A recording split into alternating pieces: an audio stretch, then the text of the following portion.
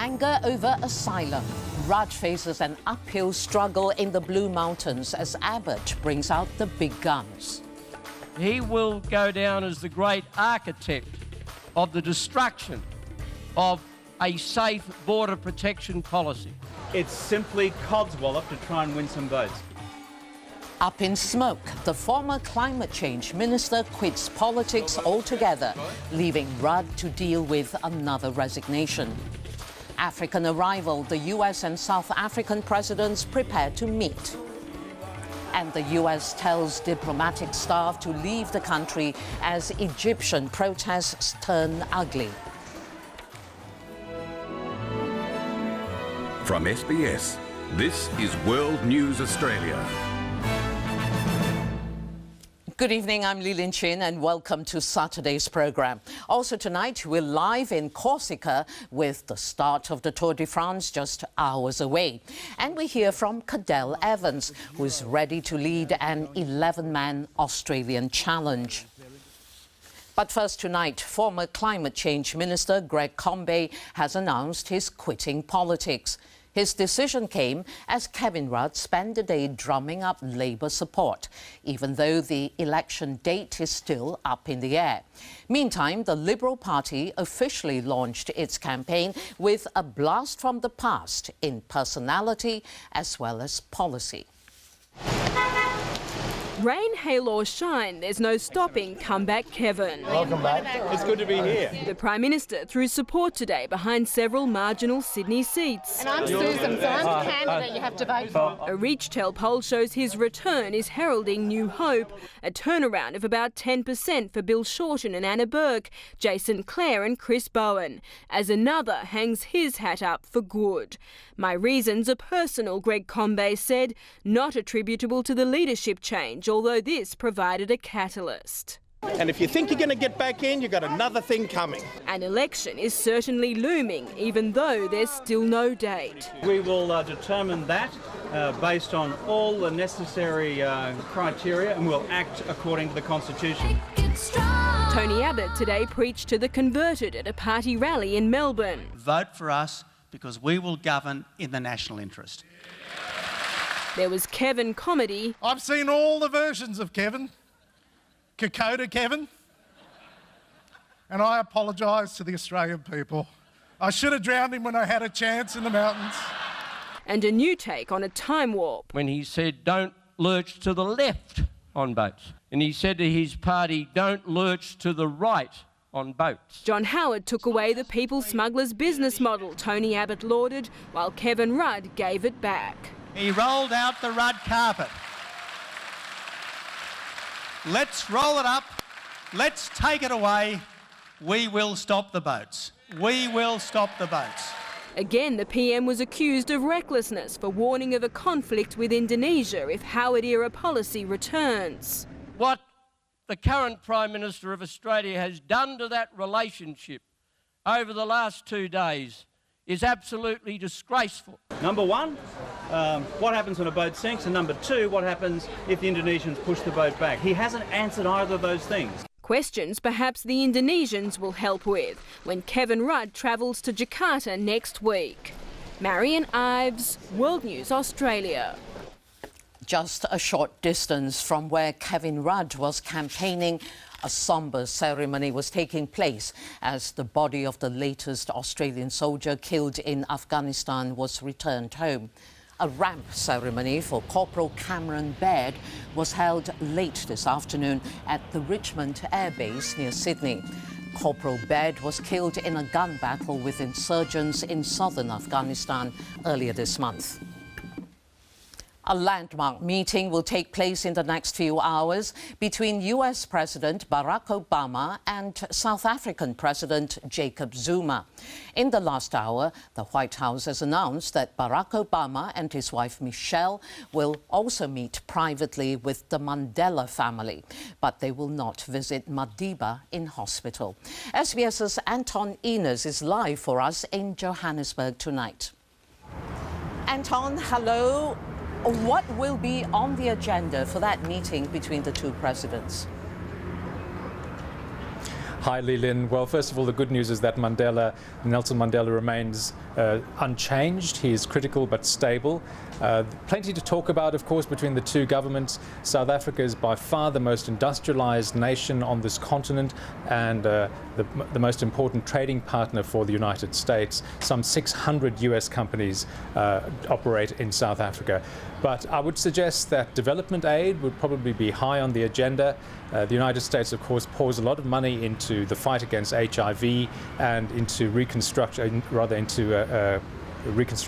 projects here.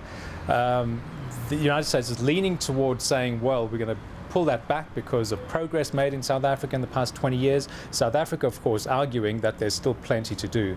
Barack Obama has a jam-packed weekend, only 2 days in South Africa. Of course, after the meeting in Pretoria, he's heading off to a forum with university students in Soweto, where he'll meet with another famous icon of the times, a Nobel Peace Prize laureate, Archbishop Desmond Tutu. And then this evening he will be hosted at a state dinner in Pretoria by President Jacob Zuma. Of course, Barack Obama is immensely popular in South Africa, but as reporter Luke Waters has discovered out and about on the streets of Johannesburg, not everyone is enthralled by this presidential visit.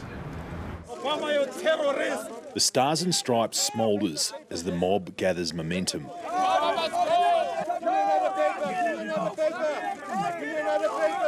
There's no mistaking just who is in their sights.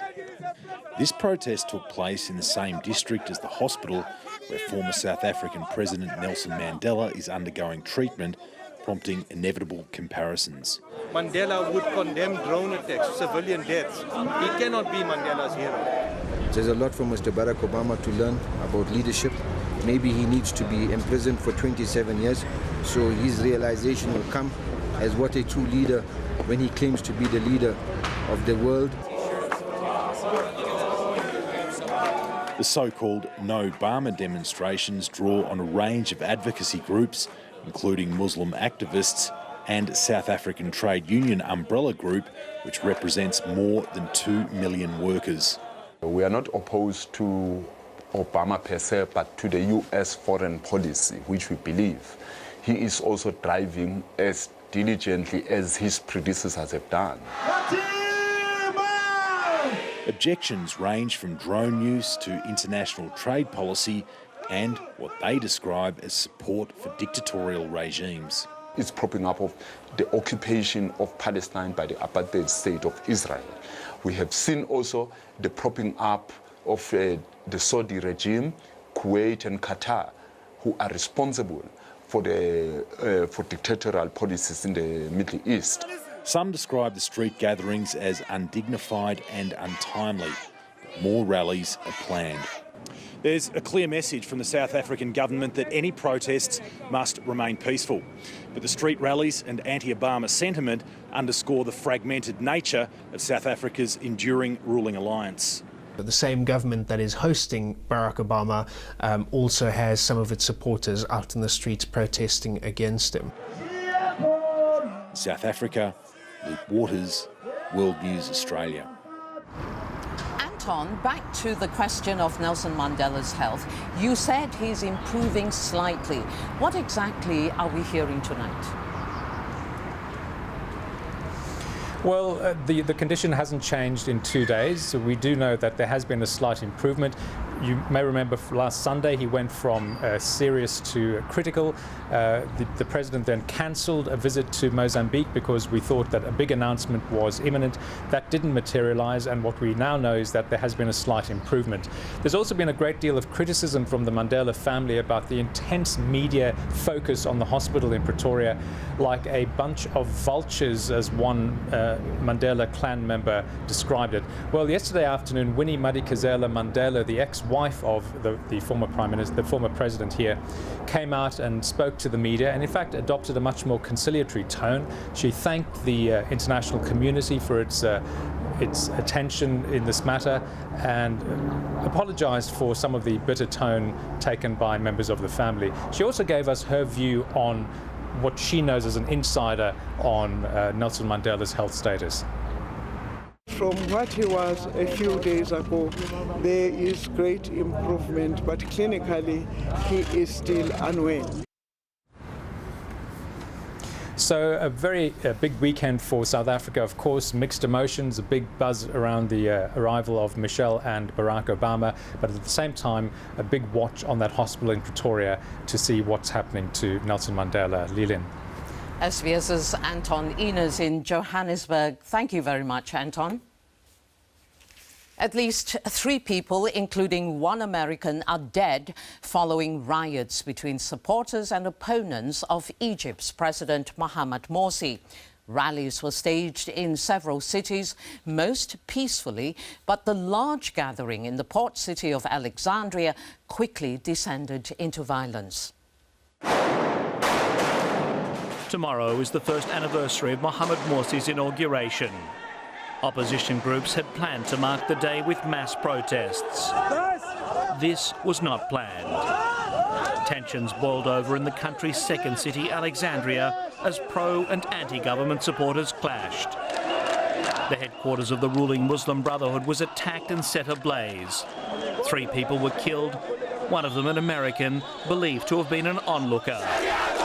In Cairo, Morsi supporters gathered outside the city's main mosque, denouncing any moves to unseat the country's first democratically elected president.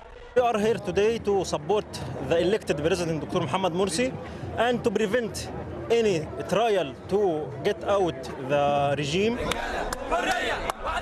The chant of the crowd is that Morsi is legitimate. Those opposed to him gathered in the familiar surroundings of Tahrir Square. They don't question the legitimacy of Mohamed Morsi's election, but say he's governing only to protect the interests of his Muslim Brotherhood supporters. Others accused America of propping up Morsi and targeted their anger at Ambassador Ann Patterson. The US State Department has confirmed that a number of non-essential embassy staff have left the country. Amar Moussa, the widely respected former Arab League chief, says Egypt's crisis can only be fixed through the ballot box. He should take the voice of the people seriously and accept the early elections. Organisers warn that protester numbers will grow over the next 2 days. Many now fear Egypt will reach its breaking point long before the next election, due in 2016. Marcus Rubenstein, World News Australia. Australia's Croatian community is having a double celebration this weekend. As well as marking Croatia's National Day, the country is also on the verge of becoming the latest member of the EU. Reporter Manny Seegers joins us now from the King Tomislav Croatian Club in Sydney's West. Manny, hello. Has the party started?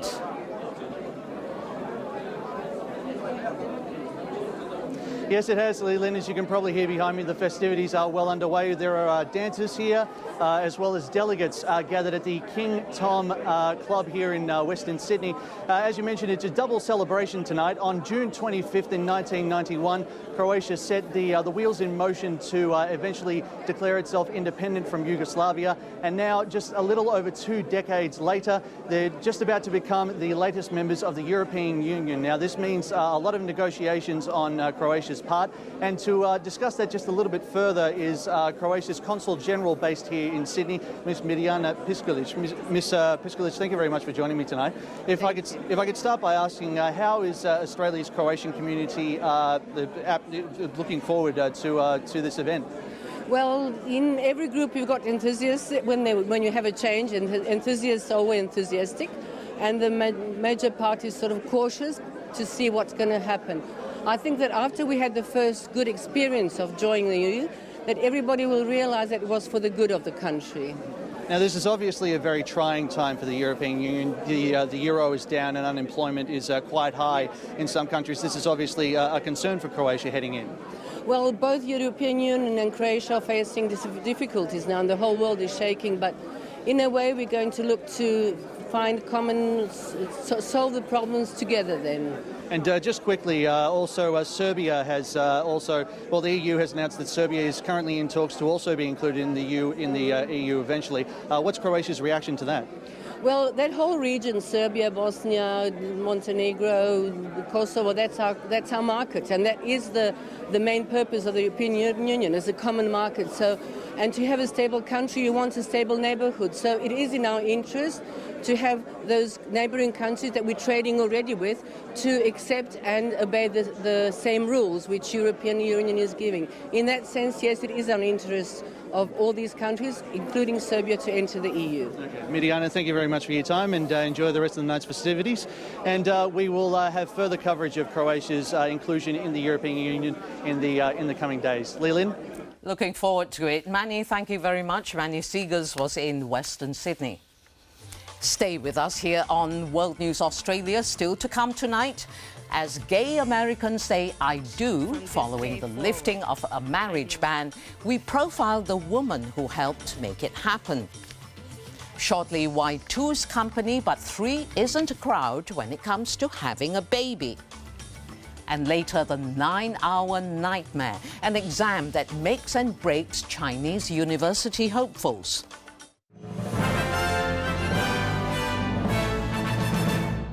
Reluctantly crouched at the starting line, engines pumping and thumping in time.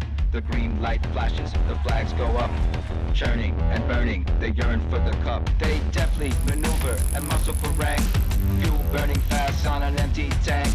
Reckless and wild, they pour through the turns, their prowess is potent and secretly stern.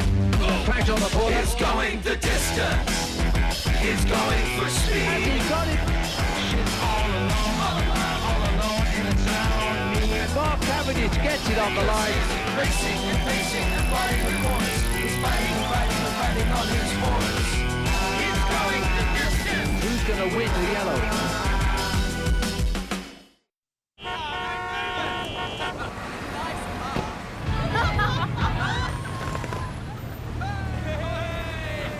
This is the last time I'm going out with you guys.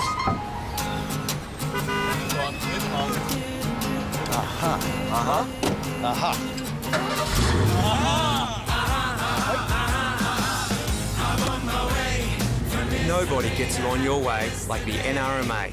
Call NRMA for HELP.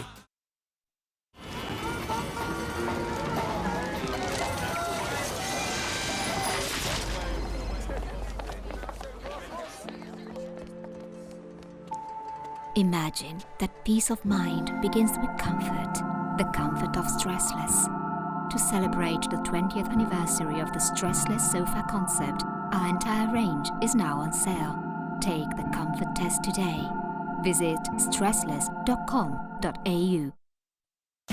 Ripper weekend at Harvey Norman. Half-yearly clearance and 24 months interest-free ends this weekend. Hot deals on fridges, dishwashers and washing machines, plus bonus delivery, unpacking and removal. Ripper deals on TVs, like Hitachi Series 6 TVs, 15% off. Hot deals on computers, tablets, printers, cameras and more. Remember, small business can now claim an immediate deduction for assets up to $6,500. Hurry! Half-yearly clearance and 24 months interest-free all end this Ripper weekend. Harvey Norman, where else?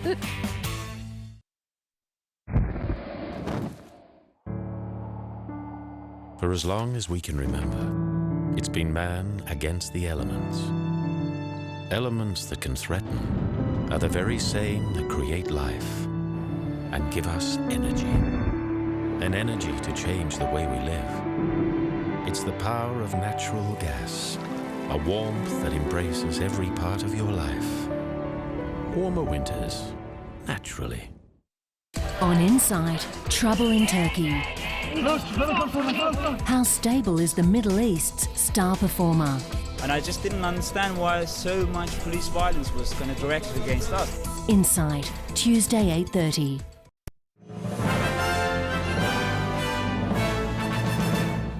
There's renewed confusion tonight over the fate of US whistleblower Edward Snowden after leaked correspondence threw doubt on Ecuador's willingness to grant him asylum. The US has charged Mr. Snowden with espionage, but his father says he could return to the US under certain conditions. High-profile leak case. A father uses morning TV to plead the case for his son. I don't feel that he's committed treason. He has, in fact, broken U.S. law in the sense that he has released classified information, but I don't believe that he's betrayed the people of the United States. Treason or not, Edward Snowden is holed up in a Moscow airport. But his father's lawyer has written to the US Attorney General to say his dad thinks he'd return to the US if it pledged not to detain him before trial or subject him to a gagging order. He's been charged with espionage after leaking details of surveillance programs being carried out by the US and UK. Snowden fled from Hawaii to Hong Kong on May the 20th, but avoided US requests to extradite him when he took a flight to Moscow on June the 23rd. He appeared set to be granted asylum in Ecuador until its president threw cold water on rumoured Ecuadorian travel permits on Thursday. It seems help provided by WikiLeaks founder Julian Assange, himself supported by Ecuador, could be hampering his case. Diplomatic correspondents seen by the Wall Street Journal voice fears that Assange could be seen as running the show. WikiLeaks denied any tension and publicly there were more positive messages for Snowden. Hay que pedir a ese gobierno explicaciones respecto a las denuncias que se han presentado. Y ahora resulta que ese gobierno es el que tiene perseguido a la persona que hizo la denuncia. Eso es bien grave. His request for asylum remains unprocessed. Bill Code, World News Australia. Opposition fighters in Syria say they've overrun a major military checkpoint in the town of Deraa. Activist video claimed to show buildings next to the military site being destroyed. The town, near the border with Jordan, was home to some of the first deaths in a conflict which has now claimed up to 100,000 lives. One of Britain's most notorious killers, Moore's murderer Ian Brady, has failed in his bid to be transferred from a psychiatric hospital to a maximum security prison. Speaking publicly for the first time since his arrest 47 years ago, Brady asked to be returned to jail. But his case was dismissed, with experts concluding he remains mentally insane.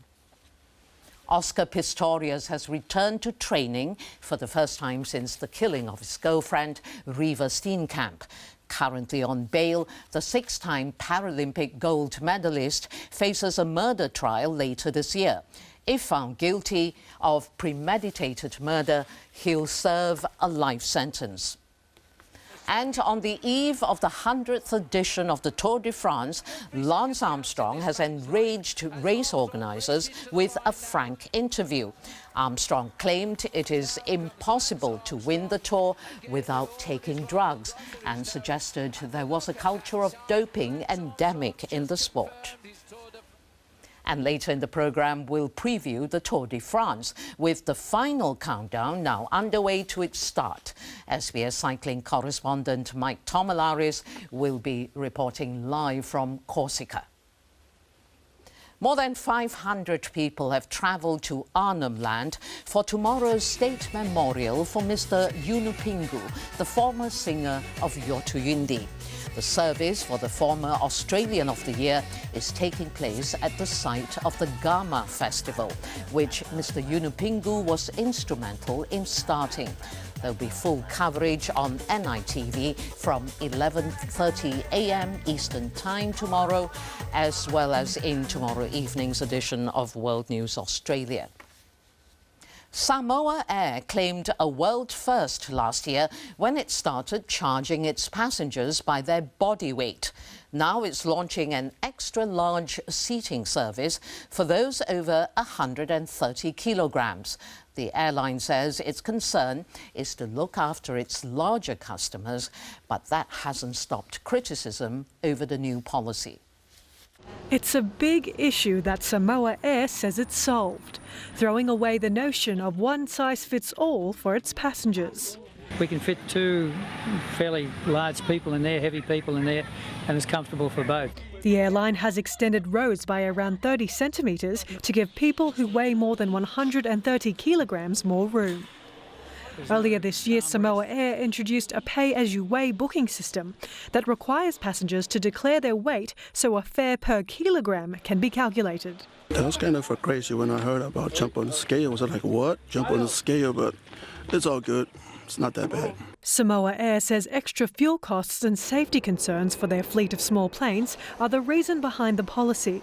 But some airline experts say the system could be used for major carriers and that lighter passengers should be charged less. Otherwise, the fare policy will not be economically justified. An idea that some travellers agree with. Okay, he's going to sit in his own seat, but it's not fair. You pay $1,400. It is reasonable considering what the costs are to the airline. Some say the airline shouldn't treat people like cargo. It's discrimination that if you're a heavier person, you have to pay more. And yeah, that makes people feel sad about themselves. For now, Australian Airlines have ruled out a pay-as-you-weigh system. That's despite acknowledging the extra fuel costs of carrying heavier passengers. Customer satisfaction too high a price to pay for Australian Airlines, and a policy that won't fly with Australians for now. Julia Calixto, World News Australia.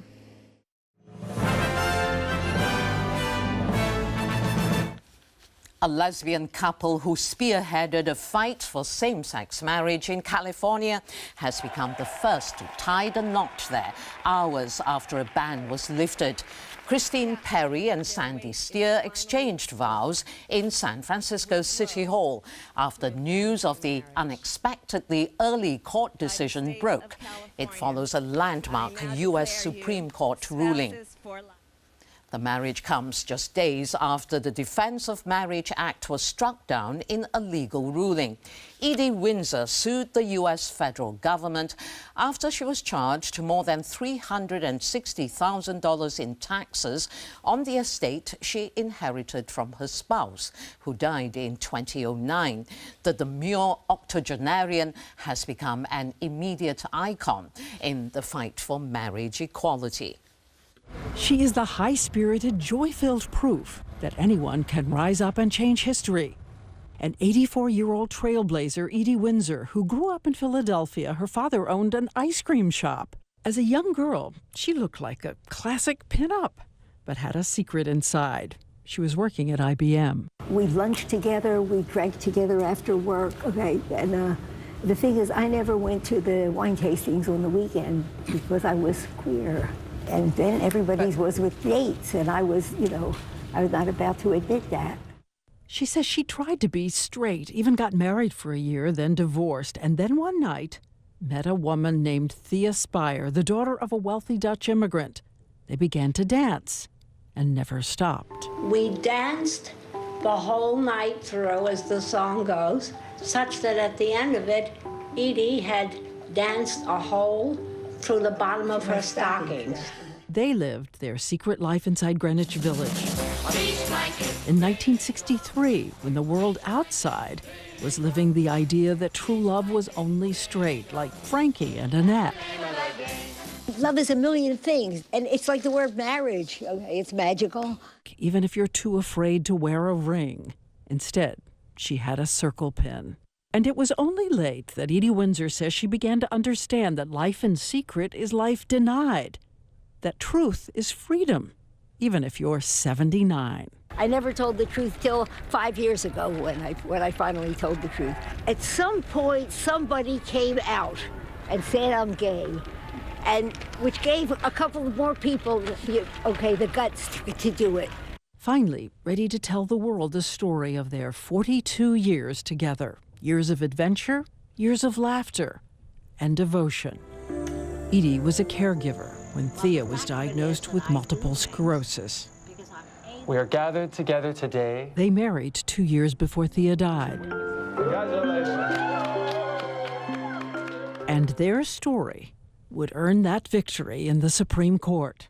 And you're still wearing the pin? Yes, yes. Okay, I know what she would say. She would say, you did it, honey. Okay. Keeping a promise that they would dance, for better, for worse, forever. As you've just seen, families come in all shapes and sizes, and nowhere is that more true right now than in Britain. It's set to become the first country to allow genetic material from 3 people to create a baby. The aim is to prevent couples from passing severe disabilities onto their children. But some say it's unethical. A bold step for science and society. These images under the microscope show the very moment DNA from 3 people is mixed to create a human embryo in order to eliminate devastating genetic disorders. The scientists in Newcastle who carried out those safety tests in a dish now have the green light from government and could start treating patients within 2 years. So how will this treatment help some couples at risk of passing on genetic diseases? Well, it begins with a fertilised egg. At the centre, the nuclei containing all the crucial genes from our parents. They are removed, leaving behind the faulty mitochondria. These are the energy factories of cells. The nuclei are transferred to another woman's egg. Now, the resulting embryo will have 22,000 genes from the parents and just 37 genes from the second woman's healthy mitochondria. Scientists say it's a bit like changing the battery in a laptop, and that genetic change will benefit all future generations. This is not about tampering with who we are. The genes from our mother and father that make us what we look like, how we behave, are in the nucleus. The only genes in the mitochondria, which incidentally has no paternal linkage at all, are the genes to provide energy for that cell to function. This was Edward 3 years ago, before his death from a rare mitochondrial disorder. His mother Sharon had 6 other affected children, all of whom died within a few days of birth. You live with that pain every day, you don't ever get over it, and this would have made a huge difference to me. A public consultation showed broad support for the technique, but critics say it's a step towards designer babies. A child is something to be loved unconditionally, not dependent upon, what its characteristics are. Once we start manipulating our children's characteristics, you do just turn them into another consumer commodity. Mitochondrial diseases are rare. Just 5 to 10 couples a year are expected to benefit. Before that, there'll be a free vote in the Commons to approve this key step for medicine and society. 9 million Chinese students have just sat the universally dreaded Gaokao University entrance test. The exam lasts 9 hours, split over 2 days, and the pressure is immense. She's lived here all her life. A simple hamlet in rural China, where people are poor and opportunities are scarce. From her modest home, however, Zhang Xia dreamt of a brighter future. 2 weeks ago, she sat the Gaokao, China's fearsome university entrance exam, and the results have arrived by text message. Her future dependent on a 3-digit score. But the news isn't good. Her grades, barely enough for a 3rd-tier college. There was only one chance for me, and I failed. I feel like the sky is falling down on me. My mum didn't say anything. She's stunned too. We can't believe it. We found Xia cramming for the exam earlier this month on her school's football pitch at 5:30 a.m. And she wasn't the only one. These students, just a few of the 9 million competing for a university place this year. The pressure was intense. And Ms. Jiang said she couldn't cope. I told myself to relax during the test, but then I forgot everything. Many of the questions I prepared for didn't come up. I got too nervous on the day. Chinese broadcasters were more interested in tales of success this week. One school in northern China turned out half a dozen Gaokao champions. Their 3-digit scores were flashed up for everyone to see. Last year, a student called Yang Yuan was immortalized with a statue after posting an impressive grade. The school even threw a parade. Not everyone reveres the Gaokao, however. Earlier this month, our team met Lin Chen, A bit of a rebel, he wasn't putting in 20 hours per day study sessions. The exam is all about rote learning, he says. It's not a test of intelligence. Their view of learning is too narrow. Learning? What is learning? Studying textbooks is only one way to do it. After the exam, our team went to Xiao Chen's home to find out how he'd done. They began to film, but his parents soon asked the crew to leave. They said his results weren't good enough. For many, the Gaokao is regarded as a gateway out of poverty. But those with money can avoid it by attending foreign universities. But that's not an option for the Jiang family. Xia says her dream has died and her mother blames herself. Sometimes she asked me for help with her schoolwork, but I had to tell her, I never went to school. I have no ability. I am totally useless. I wasn't any help at all. Xia says she's finished with studying. Her education is over.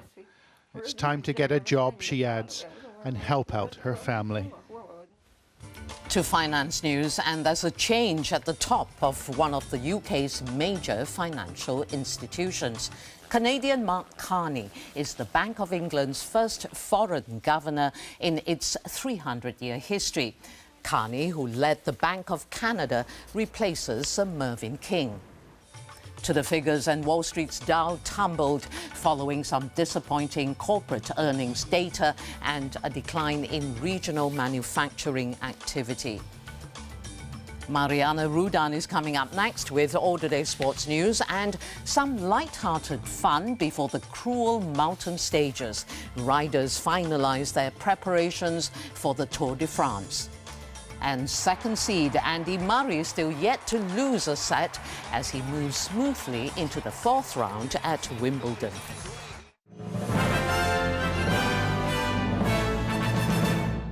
How did such a small country get such a big head? The British Empire was built on guns, greed, terror and treasure. Victoria was empress, mother, virtual god. It was the largest, wealthiest empire in history. And they spread the British way of doing things right across the globe. From sport to slavery, Britain ruled the destiny of whole nations. The world still lives with these great shifts. Empire, 7:30 tonight on SBS 1.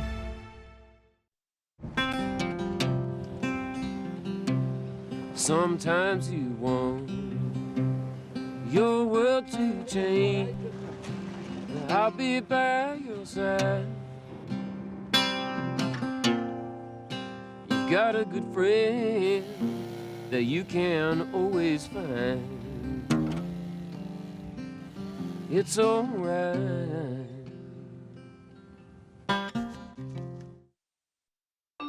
Hi, welcome to Progressive Car Insurance, where we're 100% online. What's so great about that? It means less overhead, so you keep more money in your pocket. Great. No, really, check. And there's no phone queues, so you save time. Makes you want to celebrate. It's cake in my pocket. I know, I put it there. Brilliant. 100% online car insurance? That's Progressive. Enjoy a warmth that fills every part of your home, sparks conversation, takes you to a relaxed state, heats your very core. A warmth that is harnessed from the power of natural gas. A safe, clean, more efficient way to heat our lives. Warmer winters, naturally. The 2013 FIFA Confederations Cup Final live. A clash of footballing titans. Hosts Brazil take on world champion Spain. Live Monday morning from 7:30 on SBS 1. Turn up the spice of the Caspian Sea. Wow, what an eye-opener this food is. When you bite that, they're going to like ooze out that sugar. And the flavours of the Greater Mekong. Thursday night from 7:30 on SBS 1.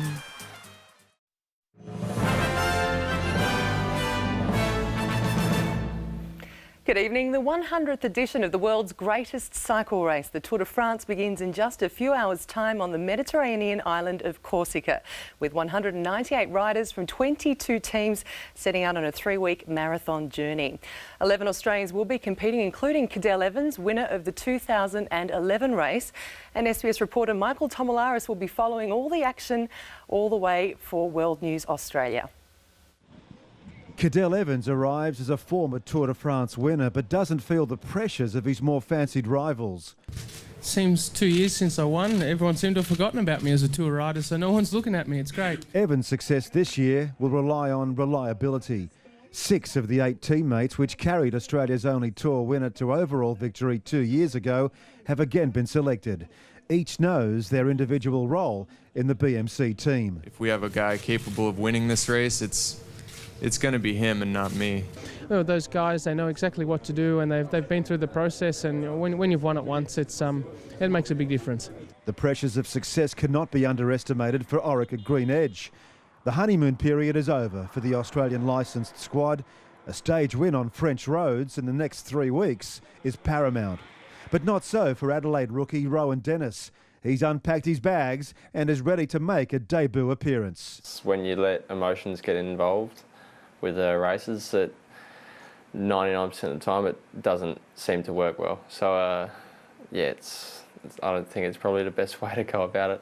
After conquering the velodrome at World Championship level, 23-year-old Dennis is ready for the step up in grade, despite a minor hiccup getting to the start line. But all eyes on the first weekend will be on Slovakian sensation Peter Sagan. The complete all-rounder is here to win, but most importantly, to have fun. I don't like stress, and maybe I want have one example for another people. It's maybe better take it easy, no? Corsica hosts cycling's biggest race for the first time to mark the Tour's centenary edition. The Mediterranean island is filled with smiles and dressing up like never before. And Mike Tomalaris is joining us now live from Corsica. And Mike, Cadel Evans is now 36. It's amazing to think that if he wins again this year, he would be the oldest ever winner of the race. Yes, Mariana, Cadel Evans is tough in every way, physically and mentally.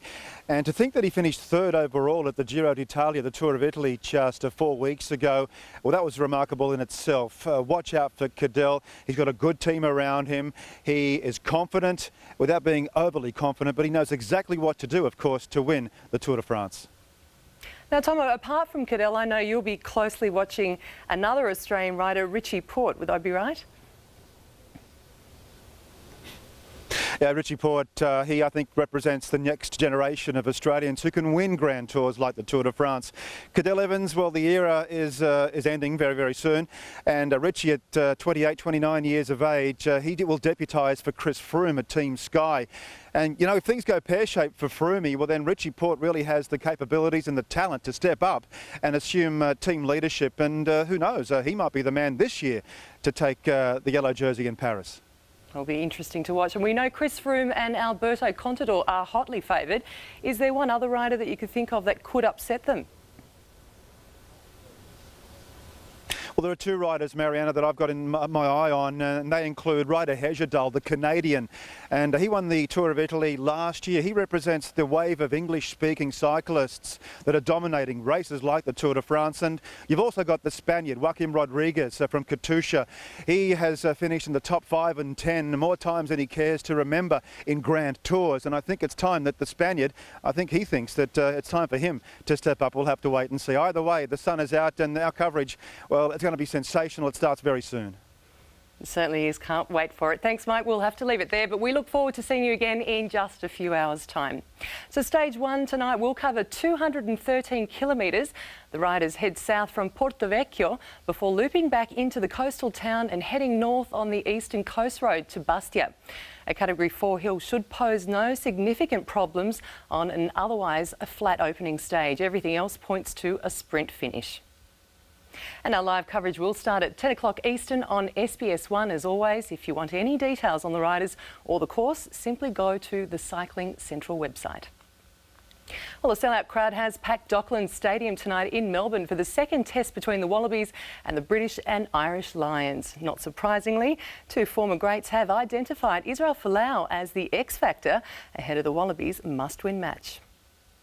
Yeah, Israel Folau's performance was amazing for a debut in the Wallaby colours, but in a lot of ways it didn't surprise me.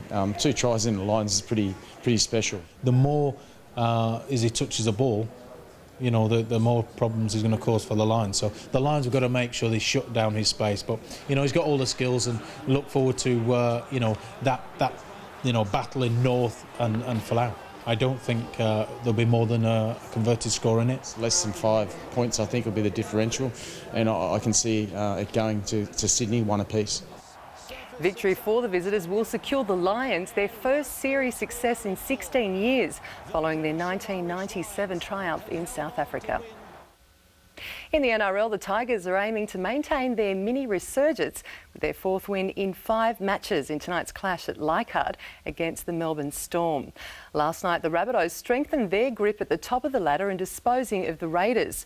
Tonight, the Tiger and Storm are battling Sydney's bleak weather. A waterlogged Leichhardt Oval played host as the Tigers looked to weather the storm, and the greasy surface was proving perilous for all and sundry. Our cameraman almost gets cleaned up. Melbourne's spirits wouldn't be dampened as Maurice Blair opened the scoring, but it was an opportunistic pounce on a loose ball that saw the Tigers go the length of the field to hit back. There's nobody in front of him. Gronk is chasing. Tim Simona running away from him.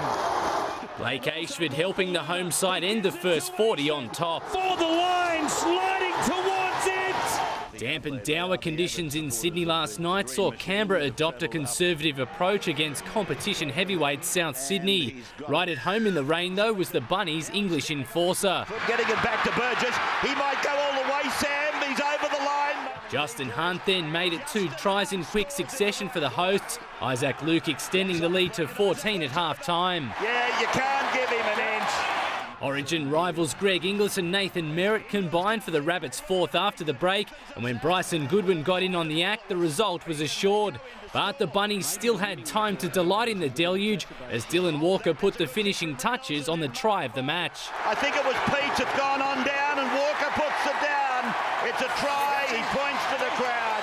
The 30-point hammering maintaining South's surge towards the minor premiership. Andrew Reid, World News Australia. To AFL, and the Gold Coast Suns' push towards a first-ever finals campaign has suffered a setback with a loss at home to the Adelaide Crows this afternoon. Last night, the Swans beat the Blues in a match more akin to water polo in torrential rain at the SCG.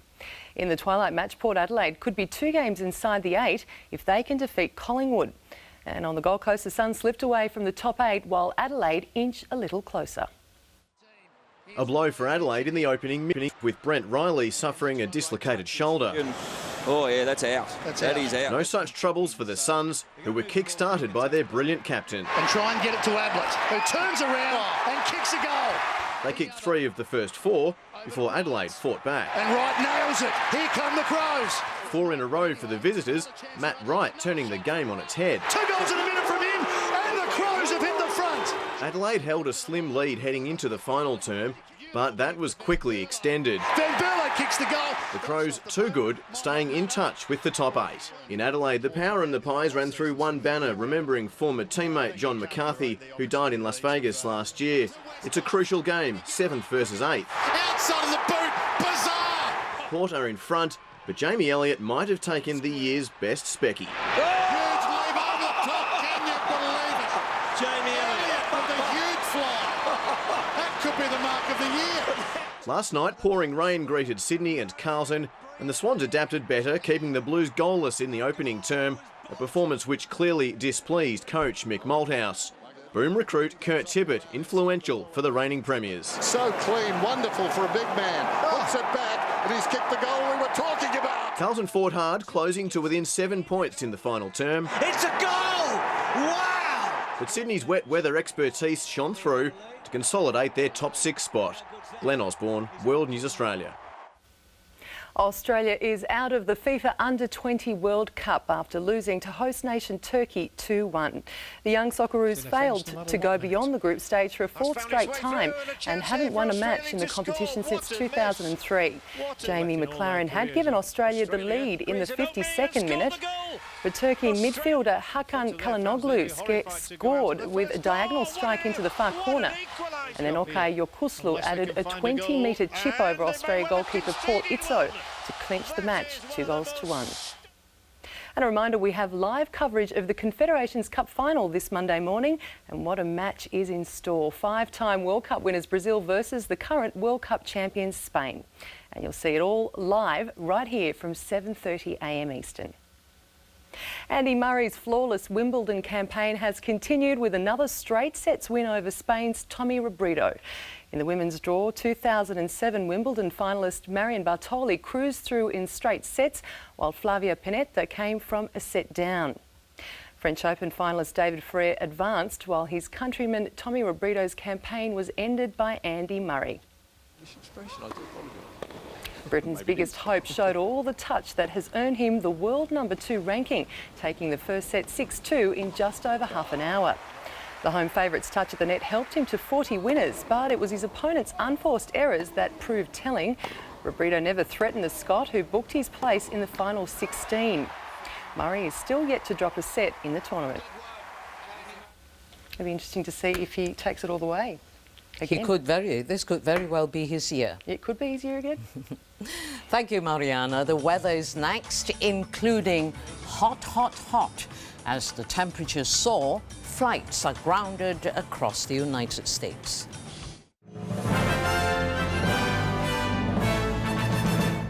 How did such a small country get such a big head? It was the largest, wealthiest empire in history. And they spread the British way of doing things right across the globe. Empire, coming up next on SBS One. Australian Federal Police. He got caught with heroin in Singapore. She needs a lawyer. He's always been a good boy. I take care of this family. He's sorry for what he done. Guilty. No man. How can I let him go? Hope there's someone who'll take care of me when I die. Better Man starts Thursday, July 25, SBS One. Lungs are like sponges designed to soak up air. But some people use their lungs to soak up cigarette smoke. If you could wring out the cancer-producing tar that goes into the lungs of a pack-a-day smoker every year, this is how much you'd get. It's enough to make you sick. Very sick. Authorised by the New South Wales Government, Sydney. We check our prices at least twice a day, so you get the lowest price. You get the lowest price. You just said what I said. That's the whole idea. That's the whole idea? Officeworks twice daily price checks. If you've got the big ideas, Officeworks has the lowest prices. Anna is a very special woman because of what she does every day, giving a woman's compassion to people just like you. White Lady Funerals, a woman's understanding from very special women.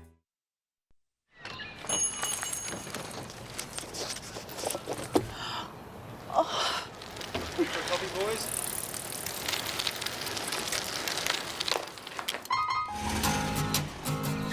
Shouldn't take much. Oh, great. Aha. Uh-huh. Aha. Nobody gets you on your way like the NRMA. Call NRMA for H-E-L-P. No topic off limits. I was just so afraid of being alone. No questions too confronting. What are you prepared to give up to be Prime Minister? This week, go inside the mind of media mogul Harold Mitchell. The Observer Effect. Sunday, 8:30, SBS One.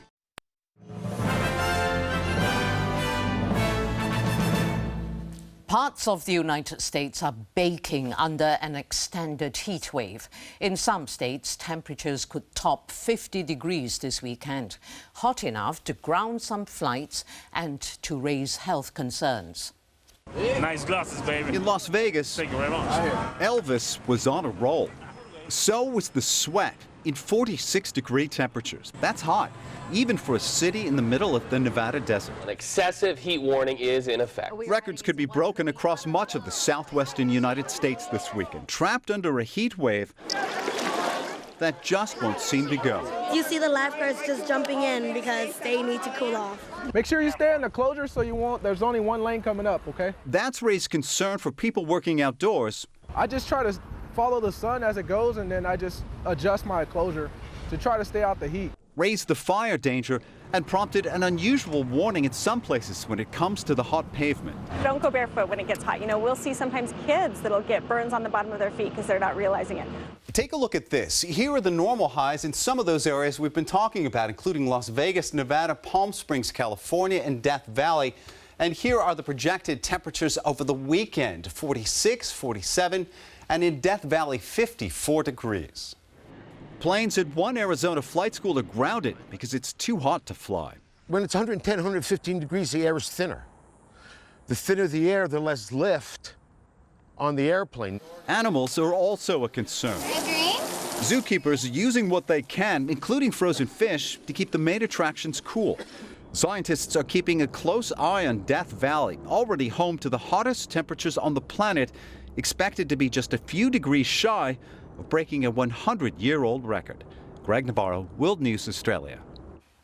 Closer to home, and two troughs in the east are producing showers in eastern New South Wales and southeastern Queensland.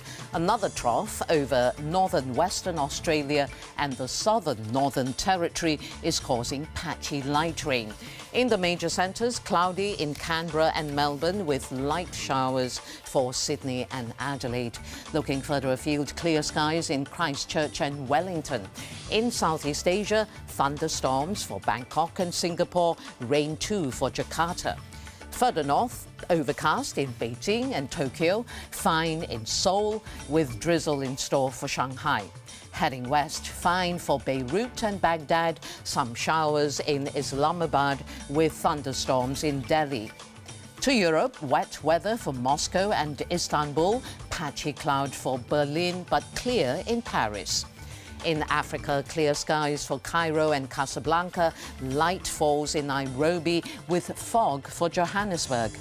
In South America, intermittent cloud for Asuncion and Santiago, clear in Rio de Janeiro. And for North America, thunderstorms for Havana with rain too for Mexico City and Washington, D.C. Recapping our top stories now, former Climate Change Minister Greg Combet says he's quitting politics as Prime Minister Kevin Rudd pounds the pavements of marginal seats. Mr. Combet, who won't recontest the next election, says his decision has nothing to do with Mr. Rudd's return. And Presidents Obama and Zuma are holding historic talks on Obama's first visit to South Africa tonight. Obama will also visit Mandela family members, but not the ailing former president himself. And finally tonight, a drag queen beauty pageant in Peru had a hair-raising end when a brawl erupted between the winner and a jealous runner-up. It seems hell hath no fury like a drag queen scorned, as the wigs went flying. The brawling pair reportedly got their knickers in a twist following a confusion over who actually won. It took security guards some time to separate the pair. That's the world this Saturday. You can get all tonight's stories online and news around the clock at our website. From all of us here, good evening.